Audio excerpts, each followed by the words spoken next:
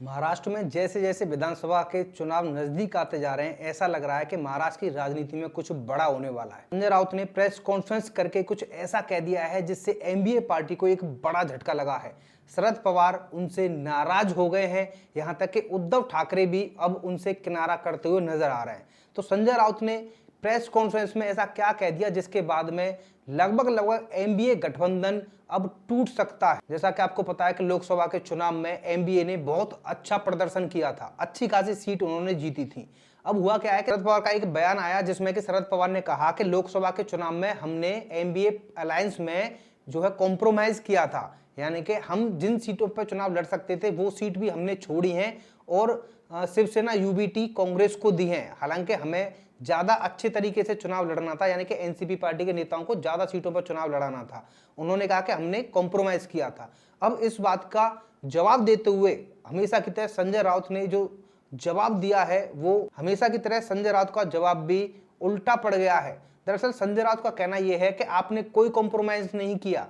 दरअसल संजय राउत ने कांग्रेस और एनसीपी पार्टी के ऊपर बड़े बड़े एलिगेशन लगाए हैं, जिससे अब ये लग रहा है कि भाई लोकसभा का चुनाव तो इन्होंने अच्छी तरीके से लड़ लिया, लेकिन विधानसभा के चुनाव में सीट बंटवारे को लेकर अभी तक इनकी मीटिंग भी नहीं हुई है, कोई तारीख भी नहीं पता चली है। इससे अब ये लग रहा है कि भाई अब संजय राउत का जो बयान है उसके बाद में अब उथल पुथल एनडीए पार्टी में शुरू हो गई है।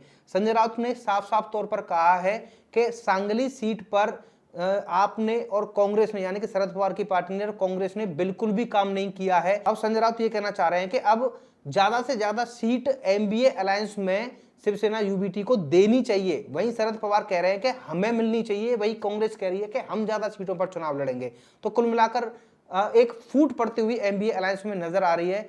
और संजय राउत का ये जो बयान है, जो शरद पवार को उन्होंने रिप्लाई किया है, इससे भी एक साफ है कि अभी तक ये एक दूसरे की कटाक्ष नहीं कर रहे थे, लेकिन शरद पवार ने स्टार्ट कर दिया है, और जिसमें कि कांग्रेस भी कूद पड़ी है।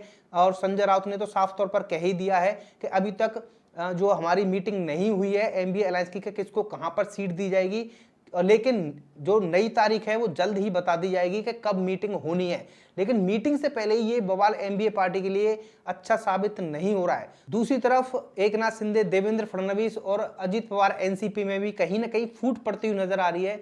देवेंद्र फडणवीस और एकनाथ शिंदे दोनों ही ऐसा लग रहा है कि अजित पवार को किनारा करते हुए नजर आ रहे हैं, जो कि अजित पवार के एक नेता का ही बयान है कि अजित पवार को वहां पर बहुत ज्यादा कॉम्प्रोमाइज करना पड़ रहा है, और यानी कि देवेंद्र फडणवीस और एकनाथ शिंदे के अलायंस को तोड़ देना चाहिए। ओवरऑल देखा जाए तो वे दोनों ही अलायंस में फूट पड़ती हुई नजर आ रही है, लेकिन नजर है एनडीए अलायंस पर, जहां पर यह दावा किया जा रहा था कि विधानसभा चुनाव बहुत अच्छे तरीके से लड़ा जाएगा।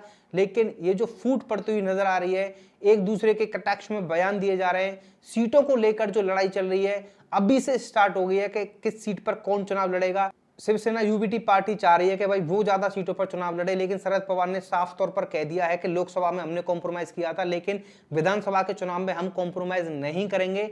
शरद पवार का साफ साफ कहना यह है कि हमें ऐसा लगता है कि हम ज्यादा सीट निकाल सकते हैं एनडीए अलायंस में। वहीं शिवसेना यूबीटी का कहना यह है कि माना कि आपने लोकसभा में अच्छी सीट निकाली है, आपकी पार्टी के नेता जीते हैं, लेकिन विधानसभा के चुनाव में ऐसा नहीं है। विधानसभा के चुनाव में अब हम ज्यादा सीटों पर चुनाव लड़ेंगे। तो अब संजय राउत का ये जो बयान है वो उद्धव ठाकरे को भी कहीं ना कहीं दिक्कत में डाल सकता है, क्योंकि उद्धव ठाकरे का अभी तक इस सीट बंटवारे को लेकर कोई भी ऐसा बयान नहीं आया था कि भाई कांग्रेस पार्टी और शरद पवार की ही आलोचना कर दी हो। लेकिन संजय राउत कहां मानने वाले हैं। संजय राउत ने तो साफ तौर पर क्लियर कट कर दिया है कि आपने अच्छा परफॉर्मेंस नहीं किया, आपने काम नहीं किया। ये एलिगेशन लगाए हैं कि कांग्रेस पार्टी ने और एनसीपी पार्टी ने काम ही नहीं किया है, इसलिए उन्हें अब सीट विधानसभा के चुनाव में ज्यादा नहीं देनी चाहिए। आप लोगों का क्या कहना है, आप हमें कमेंट करके जरूर बता सकते हैं। हमारे चैनल द लोकमंच को सब्सक्राइब कर लेना। धन्यवाद।